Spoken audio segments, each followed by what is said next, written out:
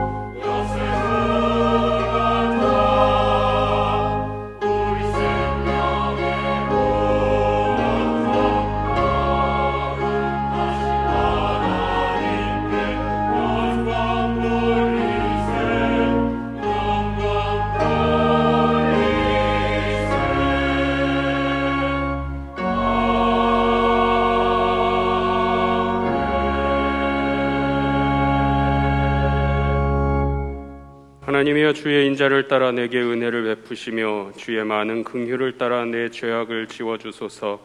나의 죄악을 말갛게 씻으시며 나의 죄를 깨끗이 제하소서. 아멘. 우주 만물을 지으신 아버지 하나님, 거룩한 주일을 기억하여 예배자리 사모하게 하심을 감사드립니다.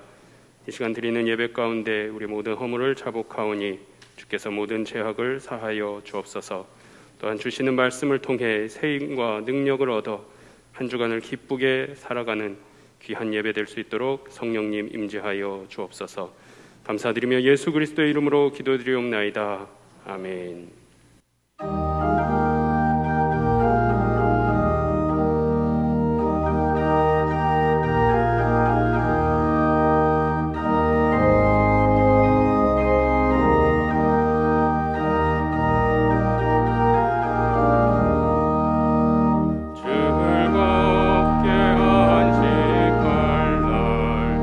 반갑고 좋은 날, 내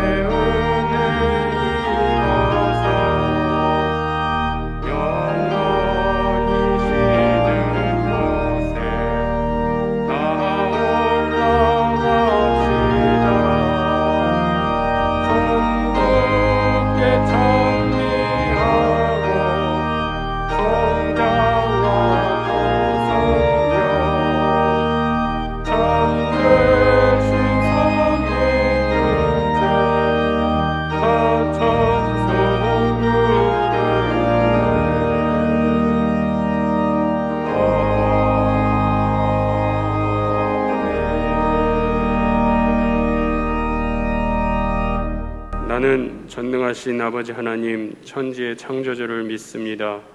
나는 그의 유일하신 아들 우리 주 예수 그리스도를 믿습니다.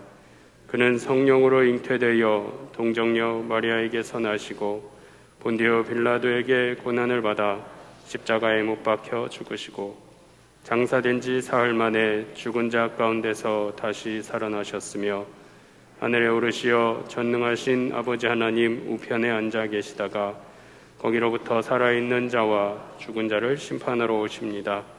나는 성령을 믿으며 거룩한 공교회와 성도의 교제와 죄를 용서받는 것과 몸의 부활과 영생을 믿습니다. 아멘.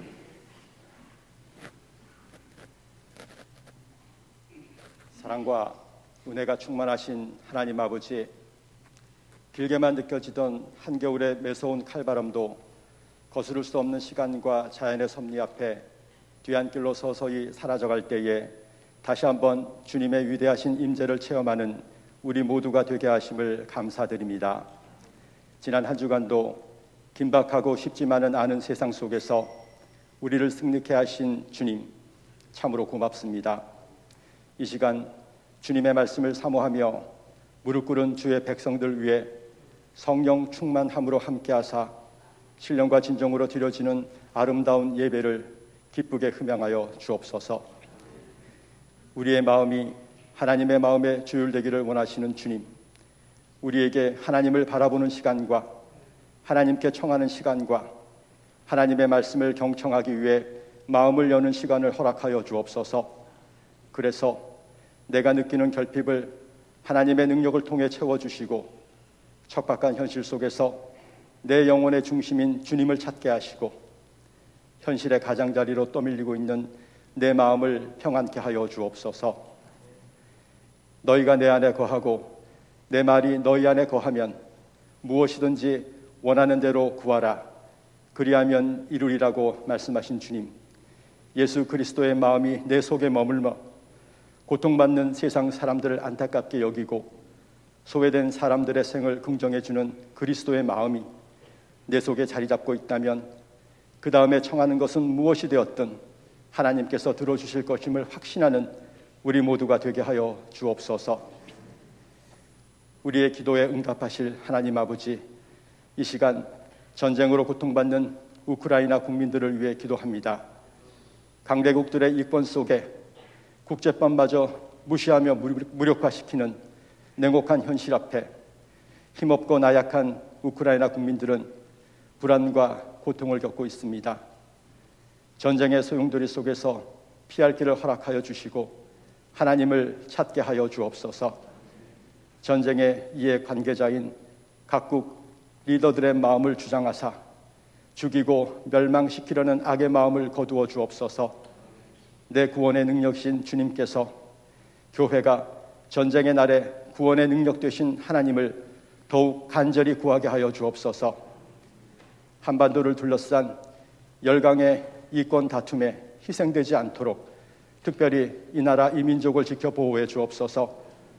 우크라이나를 반면교사 삼아 이 땅 위에 전쟁의 그림자를 드리우는 우를 범치 않게 하여 주옵소서.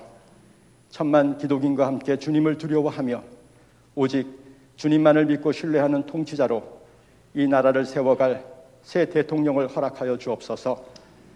막강한 정치, 경제, 외교, 국방력으로 주변 열강에 굴하지 않고 오히려 주변 강대국들을 선도하는 우리나라가 될 수 있도록 축복하며 인도하여 주시기를 간절히 기도드립니다. 강석교회와 성도들을 사랑하시는 하나님 아버지, 코로나 확진자가 증폭되는 현실이지만 백신과 치료제를 허락하신 주님의 은혜로 팬데믹의 끝은 그리 오래지 않았음을 확신합니다. 평범했던 그러나 너무도 소중했던 우리의 예배가 점차 회복되어져 갈 것을 굳게 믿습니다. 아름다운 예배당에서 성도들을 만나고 함께 기도하고 함께 찬양하고 친교하며 봉사하는 회복의 모습이 진정한 예배임을 깨닫는 강석교회 성도들 되게 하여 주옵소서. 이러한 예배를 통해 신앙 공동체에 속해 있고 하나님의 구원 역사 속에 속한 존재라고 하는 사실을 믿고 신뢰하는 강석교회 성도들 되게 하여 주시기를 간절히 기도드립니다. 오늘도 갖가지 기도 제목으로 주님께 간구하며 나아갑니다. 성도들의 형편을 세세히 아시는 주님께서 저들이 뜻하고 바라는 모든 것에 흡족히 응답받고 감사할 수 있는 은혜의 시간이 되게 하여 주옵소서. 오늘도 귀한 말씀 들고 단위에 서실 목사님의 영과 육을 강건케 하시며 전하시는 말씀으로 성령 충만함의 은혜를 허락하여 주옵소서. 할렐루야 찬양대를 통해 하나님께 영광 올려드리고 예배당 곳곳에서 예배를 돕는 귀한 손길들 위에도 주님의 사랑이 임하여 주실 줄 믿습니다. 예배의 모든 순서를 주님께 맡기오며 살아계신 예수 그리스도 이름으로 간절히 기도드립니다. 아멘.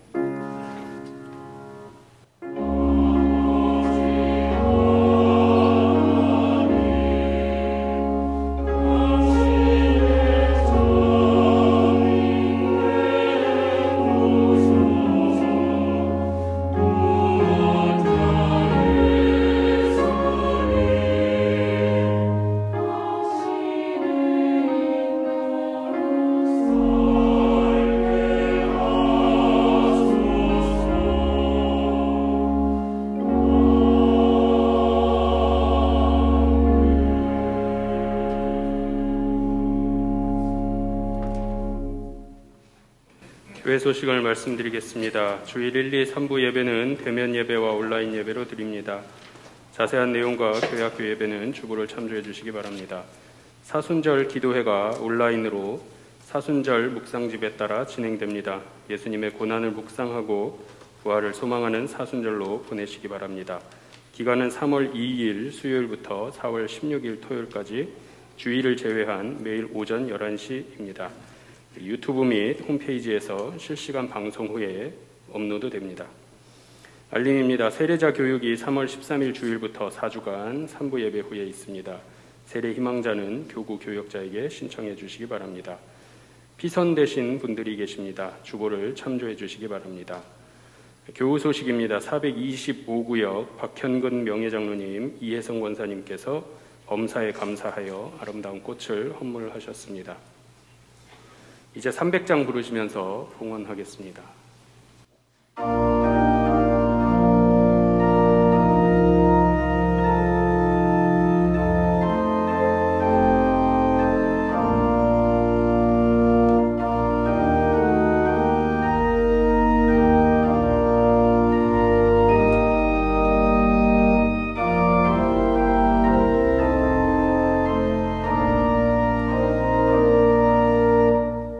마음이 납세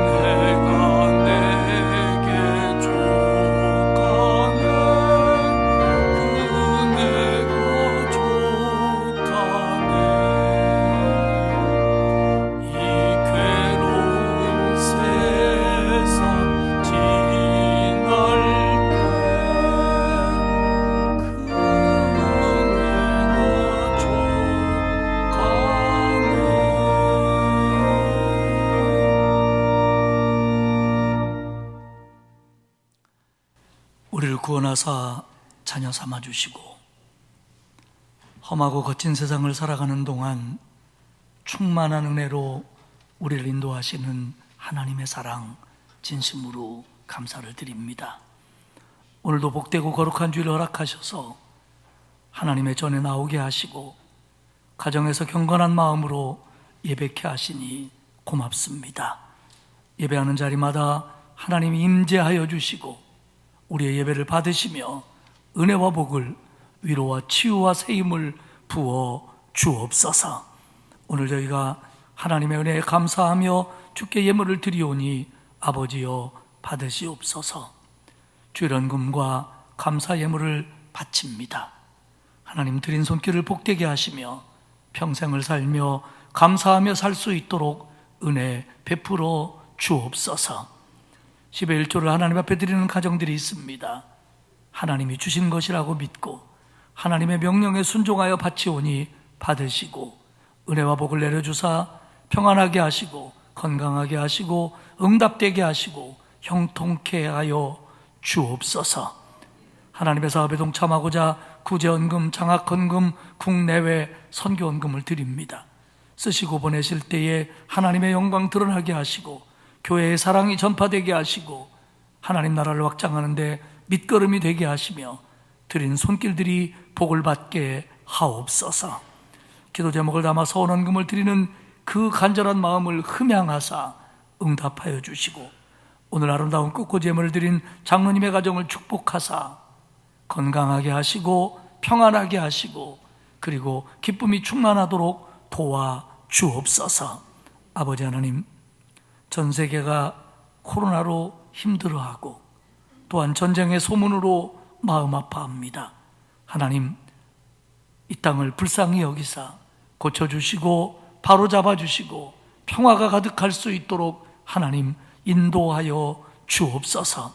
하나님, 우리나라 이제 코로나가 종식될 수 있도록 도와주시고 정말 이 땅에 하나님의 진정한 공의가 펼쳐지는 복된 날들이 오게 하시며 이번 대통령 선거에도 하나님 은혜를 베풀어 주사 정말 하나님 보시기에 가장 적절한 사람이 당선될 수 있도록 인도하여 주옵소서. 아버지 하나님, 우리 성도들 코로나와 또 여러 가지로 어려움을 많이 당합니다. 특별히 연로하신 어른들에게 건강과 평안을 주셔서 하늘의 소망이 날마다를 이기는 새임 되게 하옵시고 여러 가지 질병으로 고통받는 성도들 요양원에 있고 병원에 있고 가정에 있고 또 부상당했고 치료받아야 하고 암 등으로 투병하는 많은 성도들이 있사오니 하나님 신유의 은혜를 내려 주옵소서. 주의 이름으로 고침받도록 하나님 역사하여 주옵소서. 또 경제적인 문제로 남모르게 눈물을 흘리는 성도들 많습니다. 주님 도와주셔서 이겨낼 수 있도록 형통의 길을 걸을 수 있도록 주님 이끌어 주옵소서.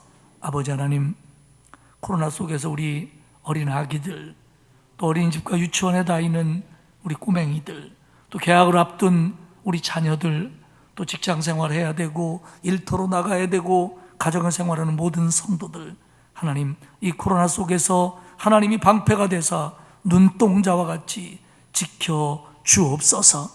혹시 감염된 성도들은 주님 깨끗하게 치료되어 후유증 없도록 하나님 완치시켜 주옵소서. 이번 한 주간을 살아갈 때에도 능력의 하나님 믿고 담대하게 살 때 주님 우리의 방패가 되시며 피난처가 되시며 산성이 되시며 피할 길이 되어 주옵소서. 오늘 이 예배를 통하여 크신 은혜 주실 줄 믿고 예수님의 이름으로 기도드리옵나이다. 아멘.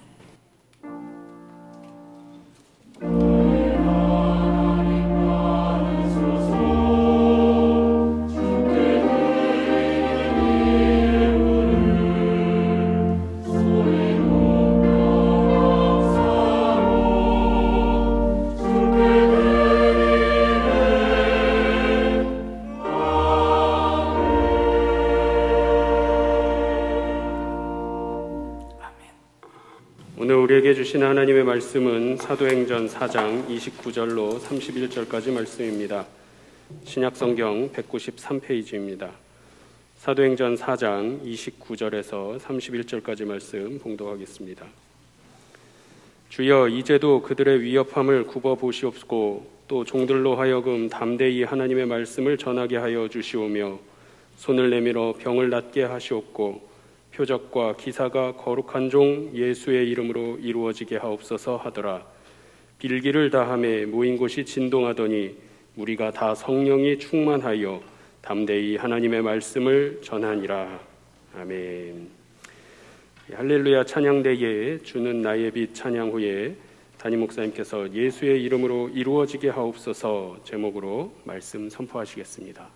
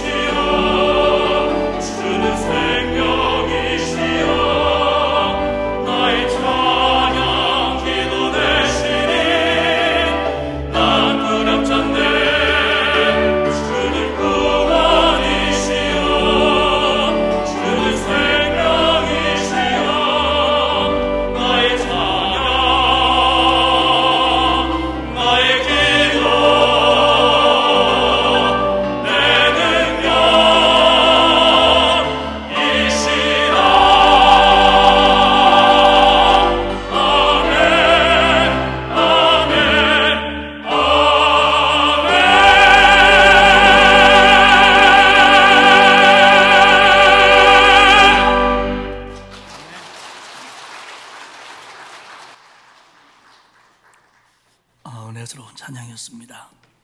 오늘 찬양한 두 분이 새롭게 우리 할렐루야 솔리스트로 오신 분들이에요. 소리가 참 좋습니다. 인물도 좋고. 박수 한번 드리겠습니다. 지난 주간까지만 하더라도 많이 췄는데 날씨가 많이 풀렸지요. 봄이 오고 있습니다. 하지만 코로나로부터 자유로워지는 일상이 회복되는 그 복은 아직 조금 더 멀리 있는 것만 같습니다. 하지만 하나님께서 우리에게 그날을 속히 허락해 주실 줄 믿습니다. 이번 주 수요일인 3월 2일부터 사순절이 시작됩니다. 사순절은 여러분이 알고 계신 것처럼 나의 죄를 씻으시고 날 구원하기 위해서 오신 주님이 십자가에 달리신 것, 그 고난을 마음에 새기고 그 고난에 조금이라도 동참하며 부활의 소망을 가지고 부활을 기다리는 절기입니다. 교회 전통은 이때에 말씀을 더 가까이 하고 기도에 힘쓰고 또 금식 등을 통해서 경건을 유지하고 그리고 이웃들에게 구제와 사랑을 베푸는 그런 절기로 지켜왔습니다. 부활주의를 앞두고 주일을 뺀 40일간을 말합니다. 이번 주 수요일부터 시작이 되거든요. 우리 교회에서는 작년에 이어서 올해도 사순절 기도회를 갖도록 하겠습니다. 주일을 제외한 매일 11시에 사순절 기도회를 갖습니다. 여러분들은 온라인을 통해서 유튜브나 교회 홈페이지에서 참여하시면 되고요. 여러분들에게 오늘 묵상집을 나눠드렸는데 가능하면 그 묵상집을 읽고 그 묵상집 내용으로 우리가 기도회를 드릴 거거든요. 참여하시면 좋고 아니면 예배를 드린 다음에 그것을 읽어도 좋습니다. 근데 제가 바라기는 가능하면 오전 11시에 동참을 하십시오.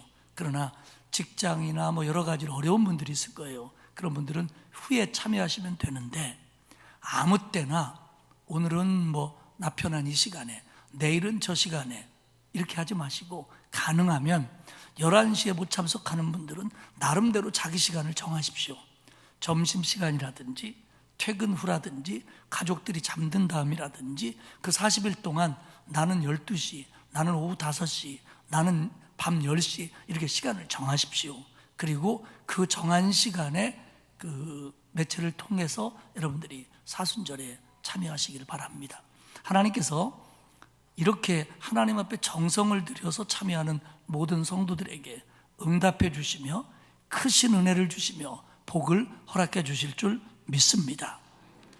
저희들도 매일 하는 게 그렇게 쉬운 일만은 아니지만 여러분도 마찬가지일 겁니다. 모두가 이 일에 마음을 모아 주시기를 바랍니다. 이번 주 수요일부터입니다.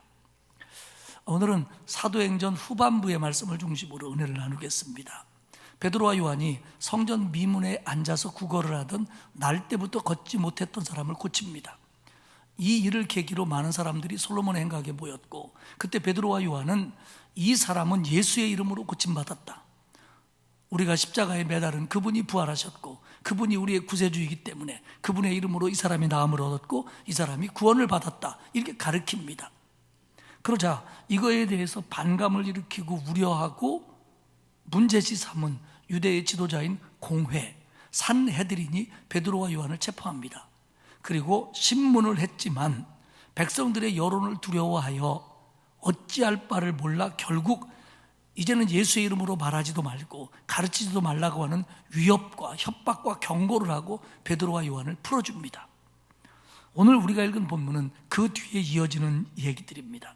첫 번째는 풀려난 베드로와 요한입니다. 23절에 보면 사도들이 노임해 그 동료에게 가서 제사장들과 장로들의 말을 다 알리고, 유대 지도자들은 어쩔 수 없이 베드로와 요한을 풀어줬습니다. 무슨 구실을 걸어서라도 어떤 방법을 통해서라도 처벌하고 싶었지만 그럴 수가 없었어요. 대부분의 예루살렘 사람들이 다 알고 있는 그 거린이 나아서 고침받아서 지금 활보하고 있고, 그러다 보니까 많은 사람들의 여론이 그렇게 몰려가기 때문에 이 공의회는 베드로와 요한을 어쩔 수 없이 놔줍니다. 예수의 이름으로 그가 고침받았다는 거, 더 나아가 자기들이 중심이 되어 십자가에 못 박은 예수가 살아났고 그 예수가 이 사람을 살렸고 예수를 믿어야 구원받는다고 하는 얘기는 정말 그들은 받아들이기 싫었고 듣고 싶지 않았습니다. 그래서 베드로와 요한에게 그런 내용을 말하지도 말고 가르치지도 말고 전하지도 말라, 단단히 협박을 하고 경고하고 베드로와 요한을 놓아줍니다. 풀려난 베드로와 요한은 동료들에게로 달려갑니다. 여기서 동료라고 번역한 이 단어는 문자적으로는 자신들의 사람들이라는 의미입니다. 그러니까 이 두 사람이 나와서 자신들 편에게 갔다는 겁니다. 하지만 이것은 일반적으로 초기 기독교 공동체를 의미하는데요, 만약에 이 말이 지금까지 예수 믿고 돌아온 몇천 명, 3천 명, 5천 명을 의미한다기보다는 마가야 다락방 같은 집에서 모여있는 그들보다는 훨씬 적은 인원의 사람들을 의미한다, 이렇게 생각을 합니다. 그런데 일부 신학자의 얘기처럼 이 말이 전체 그리스도를 이야기한다고 한다면 그들은 베드로와 요한이 잡혔을 때 기도 시간마다 솔로몬의 행각에 모였을 것이고, 그 기도 시간이 지나가는 것과 관계없이 그들이 베드로와 요한을 위해서 기도했음을 의미합니다. 이보다 적은 숫자들의 성도의 모임을 지칭한다면 꼭 마가의 집이라든지 오순절날 성령 강림을 받은 120명이라든지 여기에 국한할 필요는 없지만, 그런 식으로 어느 집인가에 어느 장소인가에 모여있는 예루살렘의 더 작은 공동체를 말하는 걸로 봅니다. 어쨌든 사도들은 풀려나자마자 자기 동료들에게도 달려갑니다. 가서 유대인 지도자들이 자기들에게 어떻게 했는지, 무엇을 위협했는지, 무엇을 경고했는지를 말해줍니다. 그런데 사도들에게 있어서 이럴 때 달려갈 곳이 있고 만날 사람이 있다는 건 사실은 감사한 일이고 힘이 됩니다. 그냥 말을 해줄 사람이 아니고, 그냥 말을 듣는 동료가 아니고, 지금까지 잡혀있는 자기들을 위해서 기도해 준 사람들이고, 그리고 앞으로 여러 가지 문제들을 놓고 함께 기도할 동료들이 있다는 것, 이건 얼마나 감사한 일이고 얼마나 큰 힘인지 모릅니다. 24절에 보면 그들이 한 마음이 되었다는 걸 강조합니다. 누가는 이곳에서 뿐만 아니라 계속해서 사도행전 전체를 통해서 초기 기독교 공동체인 그리스도인들은 정말 하나였다, 일치였다, 그리고 한 팀이었다라는 걸 계속 강조하고, 그런 과정들을 통해서 하나님이 역사하심을 아름답게 표현합니다. 사랑하는 여러분, 우리가 슬플 때, 우리가 정말 힘들 때, 또 반대로 너무 기쁘고 좋을 때 누군가에게 솔직하게 내 마음을 다 터놓고 우리의 형편을 다 털어놓고 마음속까지 드러내서 얘기할 수 있는 사람이 과연 우리에게 얼마나 있습니까? 나 정말 이렇게 힘들어, 우리 가정에 이런 일이 있어, 우리 애가 이렇게 됐어, 이렇게 솔직하게 할 수 있고, 그리고 그 얘기를 들어주고 정말 그 얘기를 자기 아픔과 슬픔처럼 여기며 기도해 줄 사람이 우리에게는 과연 얼마나 있습니까? 내가 허물을 드러내고 아픔을 얘기하고 약점을 얘기해도 그냥 받아주고 위로해주고 함께 기도해 줄 사람이 과연 우리 주변에는 얼마나 있습니까? 반대로 너무 좋은 일이 있고 너무 기쁜 일이 있고 너무 감사할 때 그냥 서슴없이 달려가서 자랑하고 떠들고 이야기해도 그거 시기질투 안 하고 자기 일처럼 기뻐해 줄 수 있는 사람, 과연 우리 곁에는 몇이나 있습니까? 우리가 한 교회에서 신앙생활을 합니다. 함께 예배합니다. 한 마음으로 기도합니다. 그렇게 말합니다. 하지만 우리는 정말 나는 다른 성도들에게 동료가 되고 있는 건지요? 하나님은요, 우리가 서로에게 하나가 되기를 원합니다. 왜냐하면 우리가 그만큼 약하기 때문이에요. 하나님은 내가 얼마나 약한 줄 알기 때문에 내게 내 약점을 보완하고 함께 기도해 줄 사람들이 있기를 원하십니다. 그래서 개인 신앙생활 하기를 원하지 않으셨고, 교회가 되어 신앙생활 하기를 하나님은 원하신 겁니다. 또한 하나님은 나를 위로하고 나를 격려하고 내 감사를 증폭시킬 때 다른 사람들을 통해서 그렇게 해주시는 것을 기뻐하십니다. 그 기본이 교회입니다. 우리는 우리 교회가 성도들이 이만큼 된다는 이유로, 어떻게 다 개인을 내가 신경 쓰고 할 수 있냐고 하는 이유로, 또 요즘은 코로나를 핑계로 너무 다른 성도들에게 무관심하고 있는 것은 아닐런지요. 우리 예수님은 마태복음 18장 19절과 20절에서 이렇게 말씀하셨습니다. 진실로 다시 너희에게 이르노니 너희 중에 두 사람이 땅에서 합심하여 무엇이든지 구하면 하늘에 계신 내 아버지께서 그들을 위하여 이루게 하시리라. 두세 사람이 내 이름으로 모인 곳에는 나도 그들 중에 있느니라. 두 사람이 합심해서 기도하면 하나님이 기도를 들어줄 거다. 두세 사람이 내 이름으로 모이면 나는 반드시 그들과 함께 할 거다. 그러면 이 얘기는 혼자 기도하면 하나님이 안 들으신다는 얘기입니까? 나 혼자 있을 때는 주님이 나와 함께 하지 않는다는 얘기입니까? 그 얘기 아니잖아요. 결국 이것은 우리 구원받은 공동체가 하나 되고 합심이 되고 일치가 되는 것을 강조하는, 그럴 때 하나님의 역사가 더 강하게 나타난다는 것을 강조하는 그런 예수님의 말씀입니다. 우리에게 왜 구역이 필요합니까? 우리가 왜 남전도회, 여전도회로 이렇게 소그룹을 나눕니까? 우리가 물리적으로 온 성도들이 한결같이 친하고 하나같이 한 팀이 되기는 물리적으로 참 어렵습니다. 그렇기 때문에 전체는 못할지라도 작은 그룹이라도 하나가 되어서 함께 기도하고 함께 격려하고 함께 힘이 되어주고 함께 사랑하라고, 그렇게 하라고 교회를 통해서 그런 그룹들을 나눠주는 겁니다. 어떤 성도들은 이렇게 생각할 수 있습니다. 나는 그런 거 없어도 신앙생활 잘할 수 있어요. 다른 사람 도움 필요 없고요, 기도도 내가 하면 되지요. 맞습니다. 그럴 수 있을 겁니다. 그러나 다른 사람은 그렇지 못합니다. 내가 그럴 수 있으면 있을수록 나는 다른 사람의 동료가 되어줘야 됩니다. 중보기도자가 되어줘야 되고 관심을 가져줘야 되고 사랑해줘야 됩니다. 이것이 교회의 가장 기본적인 모습이고, 여기서 하나님의 놀라운 역사와 축복이 시작되는 겁니다.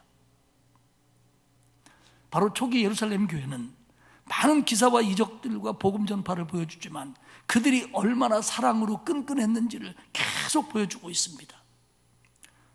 베드로와 요한은 그들 손에서 풀려나자마자 동료들이 함께 기도하고 있는 곳, 그곳으로 달려갔습니다. 두 번째 내용은 그들이 드린 기도입니다. 오늘 본문 전체를 보면 23절에서 31절까지인데요, 대부분이 그들이 드렸던 기도의 내용입니다. 첫 번째 그들의 기도의 내용은 뭐냐면 하나님의 주권적인 능력을 신뢰함을 고백합니다. 24절에 보면 그들이 듣고, 그 얘기를 듣고 한 마음으로 하나님께 소리를 높여 이르되 대주제여 천지와 바다와 그 가운데 만물을 지으신 이시오. 그들이 그 얘기를 듣고 한 마음으로 하나님께 기도를 드렸는데 맨 먼저 한 말이 뭐냐면 하나님을 부르기를 대주제여 이렇게 부른답니다. 대주제여, 이 말의 뜻은 그 권위가 온 세상과 온 만물에 미치는 전능하신 통치자라는 의미입니다.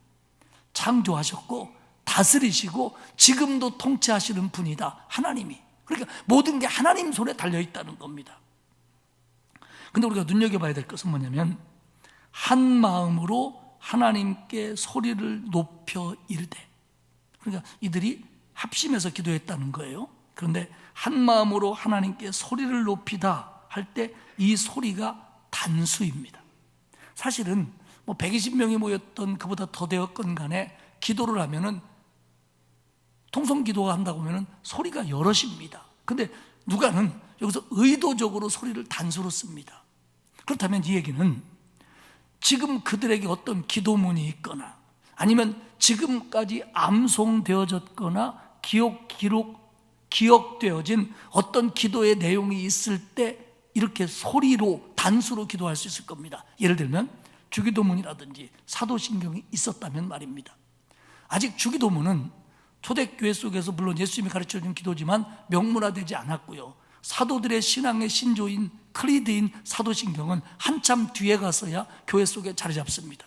그럼 이 말의 의미는 뭐냐면 한 사람이 큰 목소리로 대표 기도를 하고 나머지 성도들은 아멘 아멘 하며 자기의 마음을 진심으로 드리며 하나님께 기도했을 걸로 봅니다. 성서학자들은 이때 베드로가 기도했을 걸로 여깁니다. 사랑하는 여러분, 우리가 주일날 낮예배 때도 그렇고 일부 예배 때 수예배 때도 그렇습니다만 장로님들이 대표 기도도 하고 권사님들이 하기도 하고 안수 집사님들이 하기도 하고 누군가 하기도 하는데 한 분이 기도합니다. 그러면 우리는 그 기도가 물론 그 기도를 위해서 일주일도 준비하고 더 긴 시간도 준비하고 기도하러 나왔지요. 근데 그분 개인의 기도가 아니라 그 기도가 우리의 기도가 되기 위해서 우리는 그 기도에 내 마음과 진심을 담고 아멘으로 동참하는 겁니다. 그럴 때 이것이 우리의 기도가 되고 한 마음으로 소리를 단수로 된 기도를 하나님께 드리는 겁니다. 그래서 이 예배 속에 바로 그 대표 기도가 필요한 겁니다. 그 기도 따로 있고 내 생각 따로 있고가 아니라 그때 내 마음을 쏟는 겁니다. 바로 이것이 그 사도들이 풀려나서 처음으로 공동체 속에서 했던 일입니다. 하나님을 대주제요, 하나님이 다스리시는 분입니다를 신뢰하면서 말입니다. 두 번째는 기도의 내용이 뭐냐면 하나님의 그 주권 아래서 하나님께 대적하는 모든 것들은 다 허사입니다 라고 고백을 합니다. 25절 26절에 보면 또 주의 종 우리 조상 다윗의 입을 통하여 성령으로 말씀하시기를 어찌하여 열방이 분노하며 족속들이 허사를 경영하였는고 세상의 군왕들이 나서며 관리들이 함께 모여 주와 그의 그리스도를 대적하도다 하신 이로소이다. 이 말씀은 시편 2편 1절과 2절의 인용입니다. 이 말씀은 일반적으로 성령께서 다윗의 입을 통하여 주신 말씀으로 사람들이 어떤 왕이 누군가가 기름 부음 받은 자, 즉 그리스도를 대적하게 될 거다라고 하는 예언으로 일반적으로 받아들입니다. 즉 의미하는 바는 하나님과 메시아를 대항하는 세상에 권력들이 있을 것이고 사람들이 있을 것이고 왕이 있을 건데 그런 것들은 다 역사 속에서 실패할 수밖에 없다라는 교훈으로 받아들이는 내용입니다. 그래서 기도하면서 그 시편을 근거하여 27절에 이렇게 기도합니다. 과연 헤롯과 본디오 빌라도는 이방인과 이스라엘 백성과 합세하여 하나님께서 기름 부으신 거룩한 종 예수를 거슬려. 다윗이 예언해서 거슬릴 일이 있고 그것이 다 허사로다 예언한 것처럼 헤롯과 빌라도가 이스라엘 사람과 이방인과 합세하여 그리스도를 거스렸나이다. 여기서 헤롯이 나오는데요, 우리가 조금 헷갈리지 말아야 될 것은 예수님이 태어날 때의 헤롯은 헤롯 대왕입니다. 그리고 지금 이 헤롯은 그의 아들이고 역사적인 정확한 인물로는 이름으로는 헤롯 안티파스입니다. 그런데 이들은 다 분봉왕들이에요. 분봉왕은 뭐냐면 어떤 나라로부터 임명받은 왕이 분봉왕이에요. 그러니까 그 예수님이 태어날 때 헤롯 대왕은 유대 지역을 다스리는 분봉왕이었습니다. 예수님이 십자가에 달리고 지금은 헤롯 안티파스가 분봉왕인데 이 사람은 유대를 다스리는 게 아니고 갈릴리와 베레아를 다스립니다. 이때 유대를 다스린 사람은 로마가 직접 파송한 총독인 본디오 빌라도입니다. 로마는 자기들이 지배하는 나라의 안정을 위해서 이렇게도 해보고 저렇게도 해본 거예요. 어쨌든 예수님이 십자가에 달릴 때 헤롯 안티파스는 예수님의 십자가에 동조한 사람입니다. 본디오 빌라도는 예수님을 풀어주려는 마음도 있었지만 결국 십자가의 사형을 언도한 사람이 본디오 빌라도입니다. 그들이 이스라엘 백성과 이방인들, 로마 군인들과 합세해서 결국 예수님을 십자가에 못 박았습니다. 그러나 다윗의 예언처럼 그건 허사입니다. 우리 주님이 살아나셨으니까요. 이런 고백입니다. 하나님이 주권자이십니다. 하나님 앞에 덤비는 것은 다 허사입니다. 이렇게 고백을 한 뒤에 이제는 본론의 내용을 기도합니다. 그 29절과 30절에 나오는데 내용은 한 3가지 정도로 볼 수 있어요. 기도의 본론이 29절 한번 볼까요? 주여 이제도 그들의 위협함을 굽어보시옵고 또 종들로 하여금 담대히 하나님의 말씀을 전하게 하여 주시며. 첫 번째 기도 제목은 그들의 위협함을 굽어보시옵고. 공회를 중심으로 한 유대 지도자들이 베드로와 요한과 사도와 신자들을 위협합니다. 반대합니다. 하나님, 이런 일들을 살펴주십시오. 이런 기도입니다. 굽어보시옵고, 굽어보다. 이건 뭐냐면 그 상황에 관여해 주십시오. 그 상황에 간섭해 주십시오. 지금 산헤드린이 위협합니다. 유대 공권력이 위협합니다. 그러니 이런 위협 속에서 하나님이 간섭해 주실 줄 믿습니다. 간섭해 주십시오. 역사해 주십시오. 이런 기도입니다. 그런데요, 우리가 이 부분을 좀 정확하게 이해할 필요가 있는 건 뭐냐면, 우리가 어려움을 당하면 하나님, 지금 내가 어렵습니다. 이 문제를 해결해 주십시오. 그들이 나를 위협합니다. 그놈들 물리쳐 주십시오. 위협 못하게 해주십시오. 마음이 바뀌게 해주십시오. 지들끼리 싸워서 분란이 생기게 해주십시오. 우리는 이렇게 기도할 수 있습니다. 그런데 오늘 이들이 드린 기도는 이거하고 조금 달라요.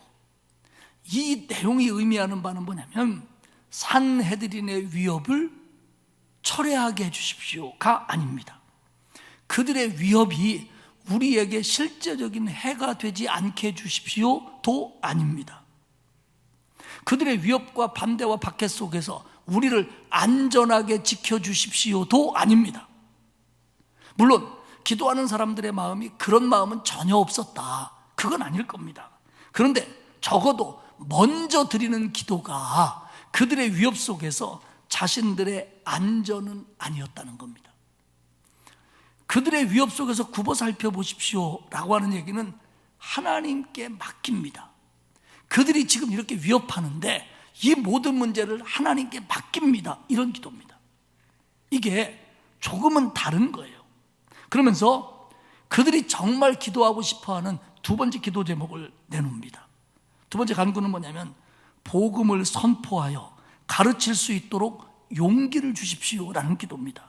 29절의 중간절에 보면, 또 종들로 하여금 담대히 하나님의 말씀을 전하게 하여 주시오며. 하나님, 우리는 하나님의 주권에 전적으로 달려있는 하나님의 종들입니다. 그러니 내가 먼저 이 하나님의 종으로서 하나님의 부르심에 담대하게 하나님의 말씀을 전할 수 있는 용기부터 주십시오. 이게 이들의 기도입니다. 유대 지도자들의 협박, 박해, 하나님께 맡깁니다. 하나님이 굽어봐 주십시오. 그리고 우리는 그 상황 속에서 담대할 수 있도록 힘을 주십시오, 이겁니다. 여러분, 유대 지도자들의 계획이 무력화되거나 그들의 반대와 위협과 공격이 부드러워지거나 이런 걸 기도하는 게 아니라, 그들이 어떻게 나오든 우리는 굴하지 않고 위축되지 않고 말씀 전하고 증인으로 살도록 우리에게 힘을 주십시오, 이겁니다. 여러분, 사랑하는 여러분, 이게 조금 달라요. 다시 설명하겠습니다만은, 담대히 하나님의 말씀을 전하게 하여 주시옵소서. 담대히, 직역을 하면 모든 담대함으로, 다시 말하면 어떤 상황에서도 담대함으로, 이런 얘기입니다. 반대자들이 좀 부드러워지고 생각을 바꾸고 좀 상황이 좀 바뀌고, 물론 그런 마음도 있었겠죠. 왜 없었겠어요? 근데 그거보다는 그들이 반대해도, 그들이 핍박해도, 그들이 위협해도, 그들이 잡아가도 어떤 박해와 시련 속에서도 우리가 믿고 가지고 있는 이 복음의 내용을 가감없이 담백하게 분명하게 선포하고 가르치고 증언할 수 있는 용기와 담대함을 우리에게 주십시오, 이 기도입니다. 여러분, 반대가 사라지기를 먼저 구하는 게 아니라 그건 하나님께 맡기고 그런 상황 속에서도 내가 증인으로 살도록 해주십시오. 이거 어려 보니까 담대하게 해주십시오, 이게 기도입니다. 사랑하는 여러분, 환경이나 상황이나 그 사람들이 바뀌는 것도 하나님의 역사입니다. 분명히 하나님의 역사입니다. 그런데 그건 하나님께 맡기겠다는 거예요. 그리고 나는 내 문제, 내가 믿음 지키는 거, 내가 담대해지는 거, 내가 기도하는 거, 내가 이겨내는 거, 내가 복음 전하는 거, 이거부터 내가 마음쓰게 해주십시오. 저건 하나님이 해주시고 하나님이 나한테 맡겼으니까 어떤 상황이 되든 나는 내 모습을 지키게 해주십시오, 이게 이들의 기도입니다. 세 번째 간구는 예수의 이름으로 표적과 기사가 나타나게 해달라는 거예요. 30절에 보면, 손을 내밀어 병을 낫게 하시옵고 표적과 기사가 거룩한 종 예수의 이름으로 이루어지게 하옵소서 하더라. 병 나음의 역사, 표적과 기사가 예수의 이름으로 나타나게 해 주십시오. 더 많은 치유의 역사가 나타나게 해달라고 기도합니다. 그렇게 기도하는 첫 번째 이유는 성전 미문에 있었던 그 걷지 못하던 사람이 치유됨으로 말미암아 많은 사람들이 관심을 갖게 되었고, 그러면서 복음을 전함으로 말미암아 많은 사람들, 5천 명들이 회개하고 돌아와 하나님의 사람이 됐어요. 그러니까 적어도 이 상황에서는 병 나음의 역사가 하나님의 말씀을 전할 수 있는 수단이 되었고, 그리고 회개와 구원으로 이어지는 도구가 된 것은 사실입니다. 그렇기 때문에 이들이 병 낫기를 구하는 것은 지금 내가 몸이 아프니까 나 좀 낫게 해주시오, 이런 각도보다는 하나님의 병 낫게 하시는 역사가 이 사람들 앞에서 나타나고, 그리고 표적과 기사가 나타남으로 말미암아 그걸 통해서 그들이 하나님을 알게 하시고, 하나님의 복음이 전해질 때 그들이 믿을 수 있는 그런 증거로서 더 나타나게 해주십시오. 그런 내용이 맞습니다. 분명 치유의 역사는, 표적과 기사는 어떤 사람을 구원하는데, 하나님에게로 가까이 오게 하는데, 믿음을 성장시키는데 좋은 방법이 되어 왔어요. 지금까지 어떤 사람이 아파서 병 고치기 위해서 병 고치고 싶어서 교회 와서 병 고침 받아서 믿음 가진 사람도 있고요, 신앙생활하다가 몸이 아팠는데 그 병이 낫는 과정에서 믿음이 더 튼튼해진 경우 많습니다. 이건 하나님의 역사입니다. 그러니까 병 고침이나 표적과 기소를 통해서 믿음이 자라나고 복음이 더 전파되는 수단이 된 것은 맞아요. 그러나 분명한 건 치유의 역사나 표적과 기사가 꼭 하나님의 말씀을 전파되기 위한 수단만은 아니라는 거예요. 치유의 역사는 하나님이 하나님의 자녀들을 긍휼히 여기시는 마음이시고 하나님의 은혜와 사랑이 표출되는 거지, 꼭 하나님이 그것을 어떤 도구로만 쓰시려고 하는 건 아니라는 겁니다. 그러나 이 상황에서는 워낙 긴박한 상황이고 그들이 그런 병 나음을 통해서 놀라운 역사가 나타난 걸 봤기 때문에 우리는 약하니까 하나님이 그런 일을 일으키셔서 구원받는 사람이 좀 많아지게 해주십시오, 그런 간절한 기도이기는 맞습니다. 그러면서 그들이 기도해요. 손을 내밀어. 손, 하나님의 능력을 의미합니다. 우리 능력 아니고 우리 기도로 안 되니까 하나님의 능력을 나타내 주십시오. 하나님이 손을 내밀어. 저는 우리 교회 속에서 많은 성도들이 연로하시기도 하고 여러 가지 질병으로 고통받고 여러 가지 형편이 어려운데, 정말 우리 성도들의 삶 속에서, 건강 속에서, 살림살이 속에서 예수의 이름으로, 하나님의 손으로 치유의 역사가 나타나고 해결의 역사가 나타나기를 주님의 이름으로 축복합니다. 주의 이름으로 이루어지게 하소서. 주의 이름으로 이루어지게 하소서. 그래서 그것으로 하나님의 사랑도 더 느끼고 믿음도 좋아지고 복음도 전파되고 이런 역사들이 주의 이름으로 나타나게 해 주실 줄 믿습니다. 그러면서 이어집니다. 표적과 기사가 거룩한 종, 예수의 이름으로 이루어지게 하십시오. 사도행전에는 표적과 기사가 병 낫는 거와 말고 구분할 때 많이 나타납니다. 갇혔다가 옥문이 열리기도 하고요, 그리고 바울이 나중에 뱀에 물려가지고 섬 사람들이 저 사람 큰일 났네, 그런데 아무 해를 입지 않아서 그들이 예수를 믿게 되는 경우도 있고요, 베드로가 요빠에 갔을 때 다비다가 죽었는데 하나님의 기사로 그가 살아나기도 하고요. 그런데 사도행전에서 표적과 기사는 그 자체가 목적은 아니에요. 그걸 통해서 복음의 역사, 구원의 역사가 한 걸음씩 전진해 가는 겁니다. 베드로는 요한과 함께 풀려났고요, 그리고 그들을 기다리고 있는, 그들을 위해서 기도해 준, 함께 기도할 사람들에게로 갑니다. 그리고는 하나님의 주권적인 능력을 의지하며, 하나님께 대항하는 사람들이 있어서 우리가 어려움을 당하고 불편하지만 그들의 그런 노력들은 허사라는 걸 믿으며 하나님 앞에 기도합니다. 하나님, 유대 지도자들이 우리를 위협합니다. 이런 상황을 굽어 살펴 주십시오. 하나님께 맡깁니다. 그리고 우리에게는 상황이 어떻게 되든 담대하게 하나님의 말씀을 전할 수 있도록 믿음과 용기를 주십시오. 그리고 하나님, 손을 내밀어 예수의 이름으로 병 낫게 하시고 예수의 이름으로 표적과 기사가 많이 나타나게 해 주십시오. 이게 기도였습니다. 세 번째 짧은 단락은 응답입니다. 31절에 보면 빌기를 다하매, 기도가 끝나매 모인 곳이 진동하더니 무리가 다 성령이 충만하여 담대히 하나님의 말씀을 전하니라. 빌기를 다하매 기도 응답이 즉각적으로 임했어요. 그리고 지진이 발생한 것처럼 터가 흔들렸습니다. 구약에서 갑자기 진동이 나타나고 지진 같은 것이 나타나는 것은 하나님이 하나님의 백성에게 나타나시는 현현의 증거로 봤습니다. 하나님이 응답하신다는 약속이라는 거죠. 그러면서 그들이 성령 충만해집니다. 성령 충만은 성령으로 가득 채우다, 성령으로 말미암아 강하게 파고드는 감동, 혹은 하나님의 영, 하나님의 감동이 나를 꽉 사로잡는 것, 이것을 성령 충만이라고 말합니다. 그런데 이 성령 충만은 영구적인 것은 아닙니다.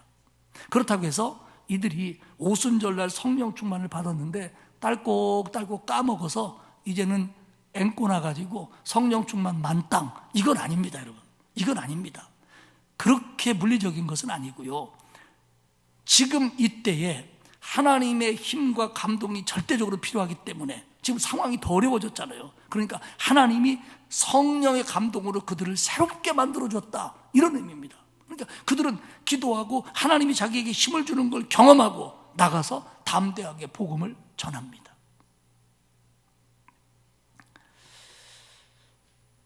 성령의 충만함의 표현은 이례적인 표현이지만 복음을 전하니라라고 하는 이 용법은 미완료형으로서 계속 전했다, 이런 뜻입니다. 그러니까 이 성령 충만함을 입어서 계속 담대하게 나갔다는 거죠. 말씀을 좀 정리하겠습니다. 사랑하는 여러분, 오늘 이 역사 속에서 그 공동체들이 이런 위협을 당하면서 나중에 이 위협은 참 커지지요. 그래서 순교도 당합니다. 근데 이 위협 속에서도 그걸 걱정하기보다는 그건 하나님께 맡기고 우리를 담대하게 하사, 우리를 성령 충만하게 하사 이 일에 굴하지 않고 두려워하지 않고 할 수 있게 해달라고 기도를 합니다. 그랬더니 하나님께서 그들에게 힘을 주셨고 복음은 더 전해집니다. 기도는 하나님의 백성들이 어떤 문제를 느낄 때, 어려움을 느낄 때 가장 기본적인 겁니다. 그들이 만나자마자 아이고 베드로와 요한 얼마나 그동안 수고하셨습니까? 못 드셨습니까? 이거 잡수세요 하기 전에 그들은 기도부터 합니다. 이게 처음 시작입니다. 그리고 그 기도는 하나님을 믿는 거예요. 하나님의 능력을 믿고 하나님의 권위를 믿고 하나님의 다스림을 믿는 거예요. 하나님이 이 모든 것을 어떤 방법이든지 이끌어 가실 줄 믿는 거예요. 그래서 그 모든 상황을 하나님께 맡기는 거예요. 하나님이 굽어 살펴주십시오. 내 생각대로 요건 이렇게 해주시고 그놈들 자빠지게 해주시고 그것들 분열 일어나게 해주시고 마음이 바꾸게 해주시고, 이렇게 기도하지 않고 왜 그런 마음이 없었겠어요? 그러나 하나님, 이건 하나님께 맡깁니다. 그리고 나는 이것이 어떻게 되든 하나님의 사람으로서, 증인으로서 빛과 소금을 감당하고 담대하게 내 사명을 감당할 수 있도록 하나님 내게 힘을 주십시오. 예수님께서는 마태복음 6장 33절에서 이렇게 말씀하셨어요. 그런즉 너희는 먼저 그의 나라와 그의 의를 구하라. 그리하면 이 모든 것을 너희에게 더하시리라. 여기서 이 모든 것은 그 앞부분에 가보면 너희들이 뭘 먹을까 뭘 입을까 얘기부터 시작해서 쭉 나오는 겁니다. 그러니까 우리가 어떻게 살고, 우리의 질병 문제, 가족 문제, 물질 문제, 살아가는 이 복잡한 우리의 현실 문제, 그런 문제를 놓고 기도해라. 그런데 먼저 할 게 있다. 먼저 할 게 뭐냐면 그런 문제들이 아무리 힘들어도 그건 하나님께 맡기고, 그런 문제 속에서 네가 믿음 지키고 굳건하고 이럴 때일수록 빛과 소금이 되고 순종하고 주신 사명 감당하고 하나님의 자녀답게 사는 거 먼저 기도해라. 너는 그거 신경 써라. 이건 내가 신경 쓸 테니까. 네가 먼저 하나님의 나라와 그의 의를 구하면 이 모든 것을 너희에게 더하시리라. 우리는 마음이 이게 급하지요. 그놈들이 박해 안 했으면, 그것들이 해산됐으면, 그것들이 우리를 좀 좋게 봤으면, 이게 급하지요. 그런데 그건 하나님께 맡기라는 거예요. 그리고 그게 어떻게 되든 그거와 상관없이 우리는, 너는 네 믿음 지키고 네 사명 지키고 네가 할 일 굳건하게 걸어가라는 겁니다. 사랑하는 여러분, 우리가요 모든 신자들과 다 친하고 교제하기 어렵지요. 그러나 누가 좀 아프다, 누구에게 어려움이 있다, 교회에 이런 일이 있다, 이런 기도 제목이 있다 그러면 그걸 마음에 담아야 돼요. 그리고 그것에 우리가 합심을 해야 돼요. 그래야 하나님이 도와주셔요. 그리고 먼저 구할 것과 나중 구할 것을 구분해 가면서 신앙생활을 해야 됩니다. 그러면 예수의 이름으로 신유의 은혜도 나타나고 표적과 기사도 나타나고, 그리고 그것을 통해서 복음도 전파되고 그런 역사가 우리 안에 있을 줄 믿습니다. 사랑하는 여러분, 우리는 하나님을 믿는 사람입니다. 그러면 믿는 분에게 맡겨야죠. 믿는 분에게 맡겨야죠. 내가 어떻게 할 겁니까? 맡겨야죠.